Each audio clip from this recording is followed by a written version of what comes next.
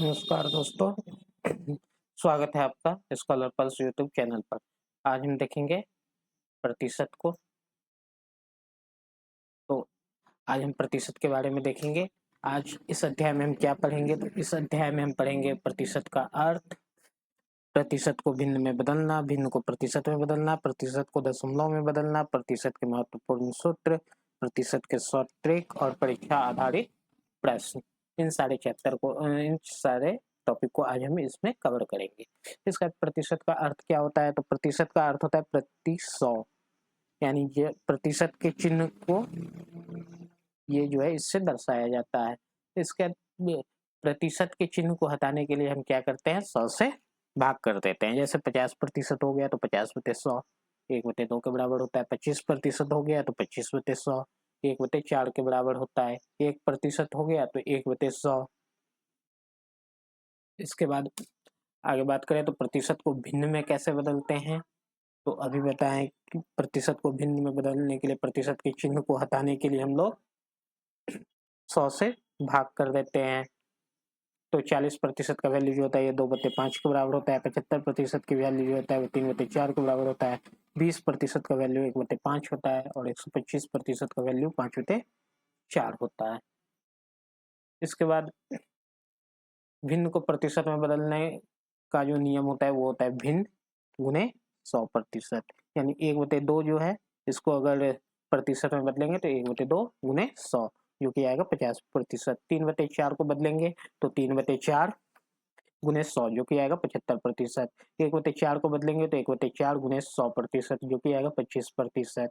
1/5 को बदलेंगे तो 1/5 गुने 100% जो कि आएगा 20%। इसके बाद बात करें कुछ महत्वपूर्ण प्रतिशत मान के, तो 1/2 जो होता है वो 50% के बराबर होता है। 1/3 33.33% के बराबर होता है। 2/3 जो होता है ये 66.67% के बराबर होता है। 1/4 जो होता है वो 25% के बराबर होता है। 3/4 जो होता है वो 75% के बराबर होता है। 1/5 जो होता है वो 20% के बराबर होता है। 2/5 जो होता है वो 40% के बराबर होता है। 3/5 जो होता है वो 60% के बराबर होता है। 4/5 जो होता है वो 80% के बराबर होता है। 1/8 जो होता है वो 12.5% और 3/8 जो होता है वो 37.5% के बराबर होता है। इसके बाद 5/8 62.5%, 7/8 87.5%, 1/2 जो होता है वो 50% जो कि हम आगे देख चुके हैं। इसके बाद 1/10 जो होता है वो 10% के बराबर होता है। 1/11 जो होता है वो 9.09% के बराबर होता है। 1/12 जो होता है वो 8.33 के बराबर होता है। 1/15 जो होता है वो 6.67% के बराबर होता है। 1/20 जो होता है वो 5% के बराबर होता है। 1/25 जो होता है वो 4% के बराबर होता है। 1/40 2.5% होता है। 1/50 जो होता है वो 2% होता है और 1/100 जो होता है वो 1% के बराबर होता है। इसके बाद बात करें तो 2/9 जो होता है वो 22.22% होता है। 4/9 जो होता है 44.44% होता है। 5/9 जो होता है वो 55.56% होता है। 7/9 77.78% होता है। 8/9 88.89% होता है। 1/5 जो होता है वो 20% होता है। 2/5 40%, 3/5 60% और 4/5 जो होता है वो 80% होता है। 1/7 जो होता है 14.28% होता है। 2/7 जो होता है 28.57% होता है। 3/7 जो होता है वो 42.86% होता है। 4/7 जो होता है वो 57.14% होता है। 5/7 जो होता है वो 71.43% होता है और 6/7 जो होता है ये 85.71% होता है। 1/8 जो होता है वो 12.5% होता है। 3/8 37.5%, 5/8 62.5%, 7/8 जो होता है ये 87.5%, 1/6 जो होता है वो 16.67%, 5/6 83.33%, 1 होता है। इसके बाद बात करें कि प्रतिशत कमी क्या होता है, तो जो कमी आता है उसको जब प्रारंभिक मान से भाग करते हैं और 100 से गुणा कर देते हैं तो वही प्रतिशत कमी हो जाता है। और प्रतिशत वृद्धि क्या होता है, तो वृद्धि को जब प्रारंभिक मान से भाग करते हैं और 100 से गुणा करते हैं तो वो प्रतिशत वृद्धि होता है। उदाहरण के लिए अगर कोई संख्या 100 से 120 हुआ है तो उसमें वृद्धि जो होता है वो 20 का होता है। तो प्रतिशत वृद्धि अगर निकालना हो तो 20/100 गुने 100 जो कि आएगा 20%। उसी तरह प्रतिशत हानि निकालना हो तो 100 से कोई संख्या अगर 80 हुआ है तो उसमें कमी जो है 20 का आया है, तो प्रतिशत कमी जो होगा वो हो जाएगा 20/100 जो कि 20% के बराबर होगा। इसके बाद क्रमिक प्रतिशत वृद्धि की बात करें तो यदि किसी संख्या को x प्रतिशत बढ़ाया जाए और फिर उसे y प्रतिशत बढ़ाया जाए तो शुद्ध वृद्धि जो होता है वो होता है x plus y plus x y बटे 100% के बराबर होता है। उदाहरण के लिए अगर 20% किसी संख्या को बढ़ाया जाए फिर 10% बढ़ाया जाए तो शुद्ध वृद्धि जो हो जाएगा वो हो जाएगा 20 प्लस 10 प्लस 20 गुणे 10 बटे 100 जो कि हो जाएगा आपके 32%। इसके बाद बात करें कि यदि किसी संख्या को x प्रतिशत घटाया जाता है और फिर y प्रतिशत घटाया जाता है तो शुद्ध कमी जो है वो हो जाएगा x plus y minus x y बटे 100। जैसे अगर मान लीजिए कि 20% पहले घटाया गया किसी संख्या को और फिर 10% घटाया गया तो इसमें जो कुल कमी हो जाएगा वो हो जाएगा 28%। इसके बाद कुछ महत्वपूर्ण सूत्र को देख लेते हैं। जैसे प्रतिशत ये होता है कि क्या होता है तो भाग बटे कुल गुणे 100। इसके बाद भाग क्या होता है तो प्रतिशत गुणे कुल बटे 100। इसके बाद कुल क्या होता है तो भाग गुणे 100 बटे प्रतिशत। इसके बाद प्रतिशत वृद्धि अभी देख के आए वृद्धि बटे प्रारंभिक मान गुणे 100। प्रतिशत कमी कमी बटे प्रारंभिक मान गुणे 100। इसके बाद बात करें तो क्रमिक वृद्धि जो होता है वो होता है x एक्स वाई बटे 100। क्रमिक कमी जो होता है वो होता है x plus y minus x y बटे 100। x प्रतिशत का y बराबर होता है x गुने वाई बटे 100। किसी संख्या को x प्रतिशत किसी संख्या का x प्रतिशत ये होता है वो होता है संख्या गुने x बटे 100।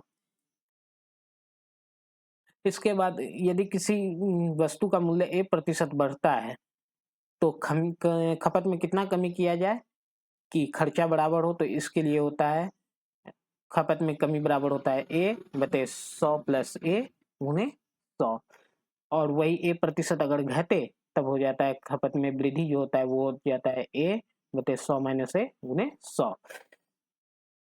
लंबाई यदि a% किसी आयत का लंबाई जो है a% बढ़ रहा है और चौड़ाई b% बढ़ रहा है तो क्षेत्रफल में जो वृद्धि होगा वो हो जाएगा a plus B plus A b बटे 100। ये जो होता है वही क्रमिक प्रतिशत वृद्धि वाला फॉर्मूला यहाँ पे अप्लाई होता है। इसके बाद यदि किसी आयत की लंबाई जो है वो a% बढ़े और चौड़ाई b% घटे तब जो क्षेत्रफल में परिवर्तन हो जाएगा वो हो जाएगा a minus b minus a b बटे 100। इसके बाद वर्ग की भुजा यदि a% बढ़ता है तब प्रतिशत वृद्धि जो होता है वो होता है 2a प्लस ए स्क्वायर बटे 100।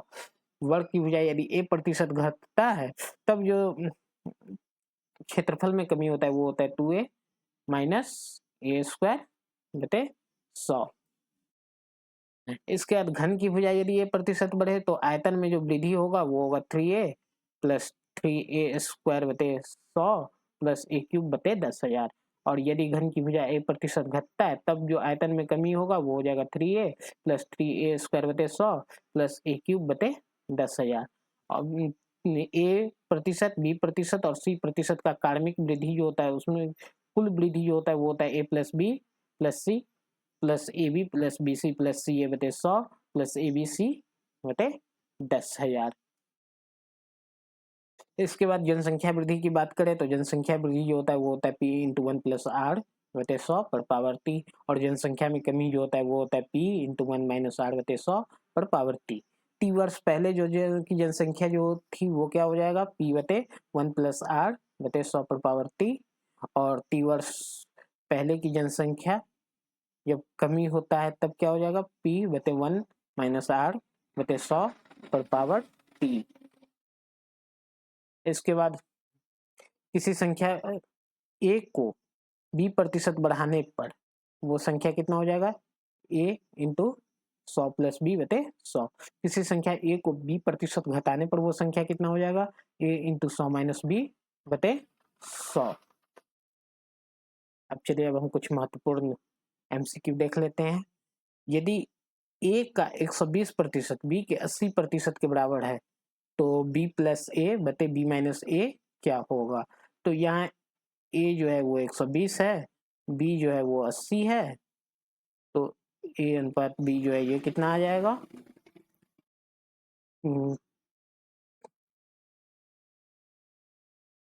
और बी अनुपात ए जो है ये आ जाएगा 3:2। तो इसका जो आंसर आ जाएगा वो हो जाएगा 5। ऐसा कि यहाँ पे लिखा हुआ है, आंसर इसका 5 हो जाएगा। ए अनुपात बी बराबर 80/100 बराबर 2:3 हो गया। तो b प्लस ए बराबर 5 हो जाएगा और b माइनस ए बराबर 1, जो कि आपको b प्लस ए जो कि आपको बना देगा 5/1 यानी कि 5। इसके बाद अगर बात करें तो यदि किसी संख्या को 20% बढ़ाया जाता है और फिर 15% की कमी होती है, यदि परिणामी मान जो है वो 2040 है, तो संख्या का प्रारंभिक मान क्या होगा। संख्या को जो है पहले 20% बढ़ाया जाता है, फिर 15% जो है घटाया जाता है। तो इसमें जो नेट वृद्धि होगा वो 102% हो जाएगा। तो 102% का वैल्यू जो होगा 2040, तो 100% का वैल्यू जो हो जाएगा वो 2000 हो जाएंगे। जैसे कि यहाँ पे लिखा हुआ है कि 20% माइनस 15% माइनस 20 गुने 15/100, ये जो होता है 2% के बराबर होता है, यानी 102% जो हो गया 2040 हो गया। 1% जो होगा वो 20 के बराबर होगा, तो 100% जो होगा वो 2000 के बराबर होगा। इसके बाद बात करें, यदि किसी विद्यालय में 7% लड़के हैं और 812 लड़कियां हैं, तो विद्यालय में कुल कितने लड़के हैं। तो यहाँ पे 40% का जो वैल्यू दिया हुआ है वो दिया हुआ है 812, और हमें निकालने हैं 7% के वैल्यू। तो यहाँ पे हम लोग रेशियो ले लेंगे 7 और 40% का, जो कि 3:2 आ जाएगा। 2 का वैल्यू जो वो दिया हुआ है वो 812 दिया हुआ है, और 3 का वैल्यू आ जाएगा 1218।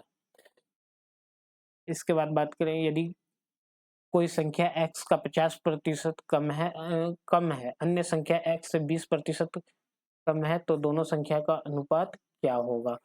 एक तो यहाँ पे ये दिया हुआ है कि एक संख्या जो है वो x का 50% x से 50% कम है। तो x से 50% कम है तो एक संख्या तो 50% हो गया, और दूसरा हो गया 20% कम है, यानी 80%। अब दोनों को जब हम लोग निकालेंगे तो वो आ जाएगा 5:8, जो कि ऑप्शन 1 में दिया हुआ है। यहाँ पे आपको एक्सप्लेनेशन दिया हुआ है कि 50% कम है तो ये हो गया 50%, और 20% कम है तो 80%, और दोनों का अनुपात जो है वो हो गया 5:8। इसके बाद बात करें कि यदि किसी संख्या में 30% की वृद्धि करने पर वह 207 हो जाता है, मूल संख्या क्या थी। 30% का वृद्धि किया गया तो 207 हो गया, यानी 130% का वैल्यू जो है ये दिया हुआ है 207। 100% तो 1% का वैल्यू जो हो जाएगा ये कितना हो जाएगा 20। 1% का वैल्यू 2 हो जाएगा, और यहाँ पे आपको फिर 100% का वैल्यू निकालना है, जो कि हो जाएगा 200। यहाँ पे एक्सप्लेनेशन दिया हुआ है, यहाँ पे 130% का वैल्यू 207 दिया हुआ है, 1% का 2 हो जाएगा, 100% का 200। इसके बाद एक परीक्षा में 70% विद्यार्थी उत्तीर्ण हुए, यदि 210 विद्यार्थी उत्तीर्ण हुए तो अनुत्तीर्ण विद्यार्थियों की संख्या कितनी थी। यहाँ पे भी आपका 70% का वैल्यू जो है वो दिया हुआ है 210, और निकालना किसका वैल्यू है, तो अनुत्तीर्ण विद्यार्थियों की संख्या कितनी थी, यानी 30% का वैल्यू निकालना है, जो कि आपका 90 हो जाएगा। यहाँ पे एक्सप्लेनेशन भी दिया हुआ है कि 70% का वैल्यू 210 है, 1% का वैल्यू 3 हो जाएगा, तो 30% का वैल्यू जो है वो 90 हो जाएगा। यहाँ पे टोटल, यहाँ पे 70% विद्यार्थी जो है उत्तीर्ण हुए हैं, यानी अनुत्तीर्ण विद्यार्थियों की संख्या जो है वो 30% हो जाएगा, इसलिए हम लोग 30% का वैल्यू निकाले हैं। इसके बाद बात करें कि एक संख्या को पहले 10% बढ़ाया और फिर 10% घटाया गया, शुद्ध परिवर्तन कितना होगा। तो इसका तो सिंपल फॉर्मूला होता है 10 का स्क्वायर बटे 100, और हमेशा इसमें कमी ही आते हैं, यानी कि 1% का कमी हो जाएगा। ऐसे यहाँ पे लिखा हुआ है 1% का कमी, और यहाँ पे एक्सप्लेनेशन भी दिया हुआ है, जब किसी संख्या को 1% बढ़ाया जाता है और फिर 1% घटाया जाता है तो हमेशा उसमें कमी होगी। प्रतिशत कमी बराबर हो जाएगा a² बटे 100। इसके बाद ए की आय बी की आय से 25% अधिक है, बी की आय ए की आय से कितना प्रतिशत कम है, तो ये तो हो जाएगा 20%। आगे बढ़े तो यहाँ पे इसमें दिया भी हुआ है कि प्रतिशत कमी का जो फॉर्मूला होता है वो होता है x बटे 100 प्लस x गुने 100। तो इस हिसाब से हम बना लेंगे इसको। तो ये हो जाएगा 25% का कमी था तो 25 बटे 125 गुने 100, 25 पंचे 125, 20 पंचे 100, ये हो जाएगा 20%। इसके बाद एक वस्तु का मूल्य 20% बढ़ा दिया जाए तो खर्च समान रखने के लिए खपत में कितने प्रतिशत घटानी होगी, तो खपत में कितना प्रतिशत घटाना होगा खर्च समान रखने के लिए। अभी हम लोग इसका फॉर्मूला भी देख के आए हैं जो कि होता है ए बटे 100 प्लस ए गुने 100, ये इसका फॉर्मूला होता है। तो खपत में कमी जो होता है वो हो जाएगा यहाँ पे 16.67%।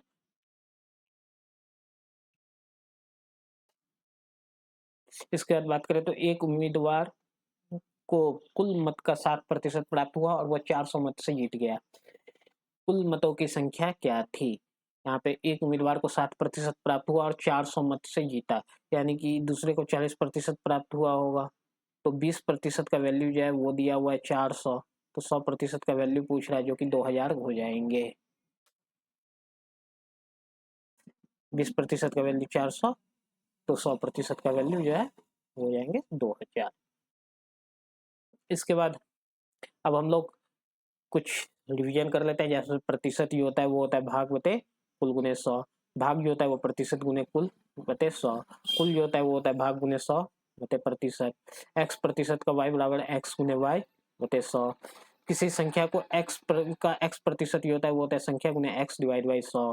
इसका प्रतिशत वृद्धि बराबर होता है वृद्धि भागा प्रारंभिक मान गुने 100। प्रतिशत कमी बराबर होता है कमी बटे प्रारंभिक मान गुने 100। क्रमिक वृद्धि बराबर होता है x plus y plus x y बटे 100। क्रमिक कमी बराबर होता है x plus y minus x y बटे 100। x प्रतिशत की वृद्धि तथा y प्रतिशत की कमी हो तो ये हो जाएगा x minus y minus x y बटे 100। उसके कुछ ऐसे भी सूत्र हैं जो परीक्षा में बार बार पूछे जाते हैं। जैसे मूल्य ए प्रतिशत बढ़े तब खपत में कमी कितना हो जाएगा 100 ए बटे 100 प्लस ए। मूल्य ए प्रतिशत घटे तब खपत में कमी कितना हो जाएगा 100 ए बटे 100 प्लस ए। ए की आय बी की आय से x प्रतिशत अधिक है तो बी की आय ए से कितना कम होगा, तो 100x बटे 100 प्लस एक्स। ए की आय बी से x प्रतिशत कम है तो बी की आय ए से कितना अधिक होगा, तो ये हो जाएगा 100x बटे 100 माइनस एक्स। इसके चुनाव में ए प्रतिशत वोट पाकर x वोट से जीता तो कुल वोट कितना हो जाएगा 50x बटे ए माइनस 50। लड़के अगर ए प्रतिशत है और लड़कियां बी प्रतिशत तो अनुपात ही होती है वो होगा ए अनुपात बी। सफलता प्रतिशत में सफल विद्यार्थी भागा कुल विद्यार्थी गुने 100 होगा। इसका जनसंख्या वृद्धि में p इंटू 1 प्लस आर बटे 100 पर पावर n। जनसंख्या ह्रास में p इंटू 1 प्लस आर बटे 100 पर पावर n होगा। धन्यवाद। अगर आपको यह वीडियो अच्छा लगा तो लाइक करें, कमेंट करें, सब्सक्राइब करें और कमेंट में ये जरूर बताएं कि आपको ये वीडियो कैसा लगा और अगला वीडियो हम किस टॉपिक पे बनाएं। धन्यवाद। स्कॉलर प्लस के साथ जुड़े रहिए, पढ़ते रहिए, आगे बढ़ते रहिए। धन्यवाद।